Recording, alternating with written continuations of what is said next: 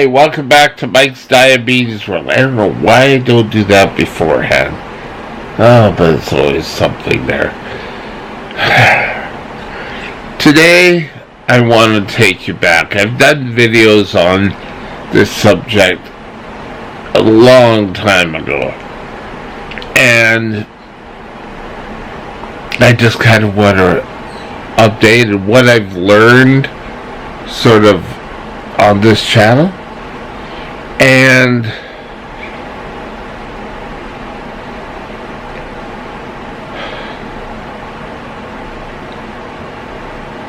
thinking about when I was just diagnosed, and what things were like. And I'm thinking back, I don't think I was really ever that sick. I never got to the point of throwing up, or which I've talked to you in other videos about after my friend's party. You know, thinking I could do everything all the other kids could do. Amazing. But you know,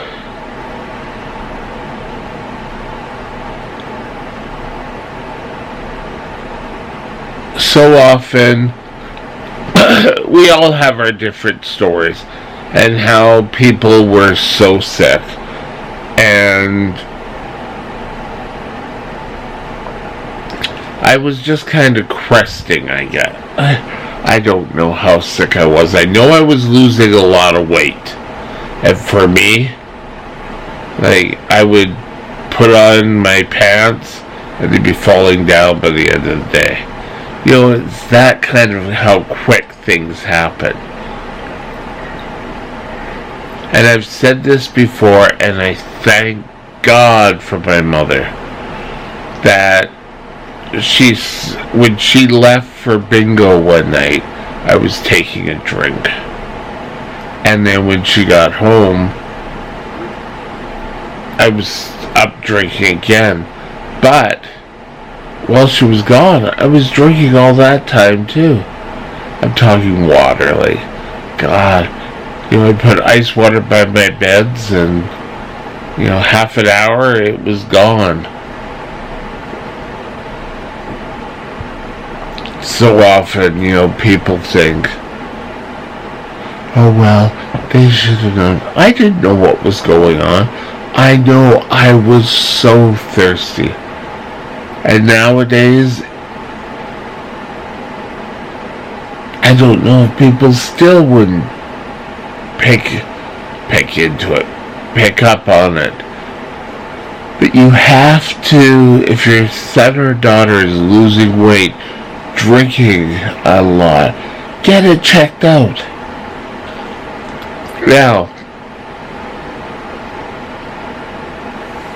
I've told the story about me coming home from school.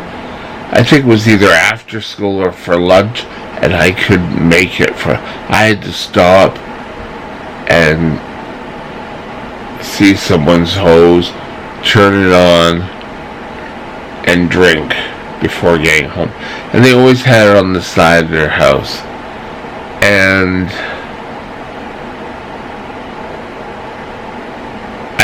just a side little note, the lady of the house left out a cup one day and said, use a cup if you're that thirsty. And you know, thinking back, there's something on the screen here, you know, come back to me, there you go. But anyway, so my mom made an appointment for the doctor.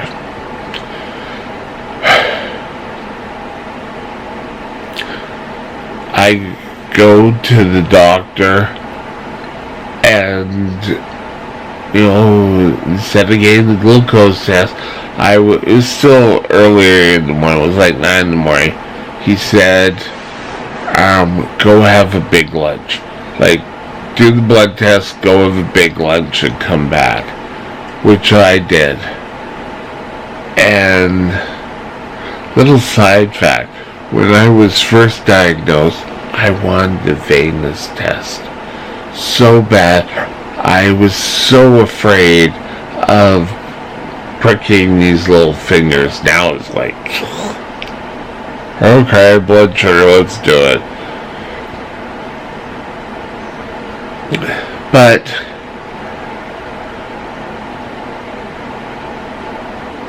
I did that, had a huge breakfast, like I'm talking a lumberjack plus pancakes, it was, and then went back, did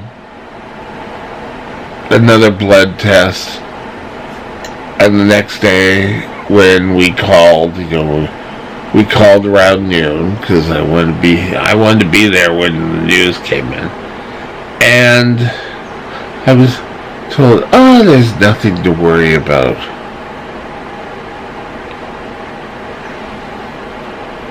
And I went off to school. But when I came back, it was kind of like, you have diabetes. And I don't know if I knew I knew it had something to do with sugar. But I didn't know what to do. And I can remember the day we were to go to the hospital, which was October 6th, 1977. And it was going to be Thanksgiving weekend. Yeah. And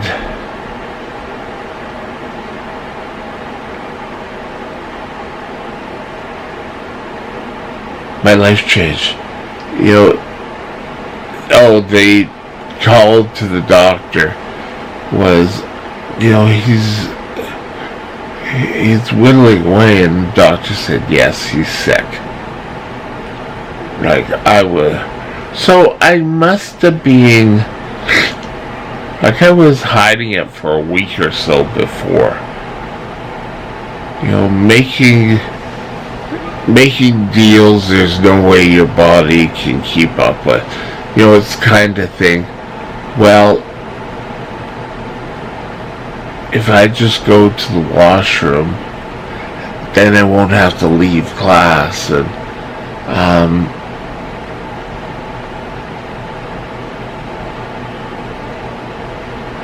and of course you had to because you were so thirsty.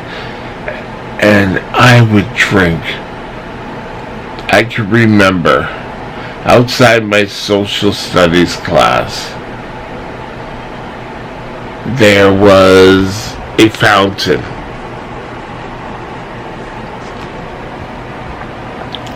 And a couple of times my social studies teacher came and said, every time he looked over at me, I was asking to go out, or I was drinking at a water fountain. So he knew I wasn't, a big thing was smoking tobacco. Oh, God. And I'm so... By the way, if there's any teenagers watching this,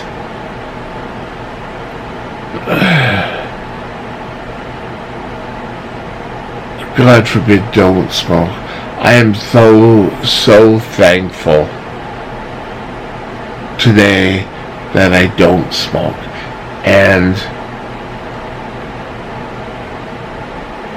But anyway, when I got diagnosed, it was kind of like fun. I went to bed. I was tired. I think I was in bed by 7:30 that night. And the next day, I didn't go to school. Because I think we had to report at noon or 1 or something. It was kind of pointless to go to school. I remember going in there, and I went to an admissions. It was more like this was an old hospital. This was Health Center for Children. And I remember it, the admissions was a small office. I mean, the lady sat behind the desk, and I think it was a typewriter, it wasn't a computer back then. My mom, me, and my dad sat in this little room, and all I can really remember is the desk looked like my teacher's desk. You know, now things have changed. And then that night,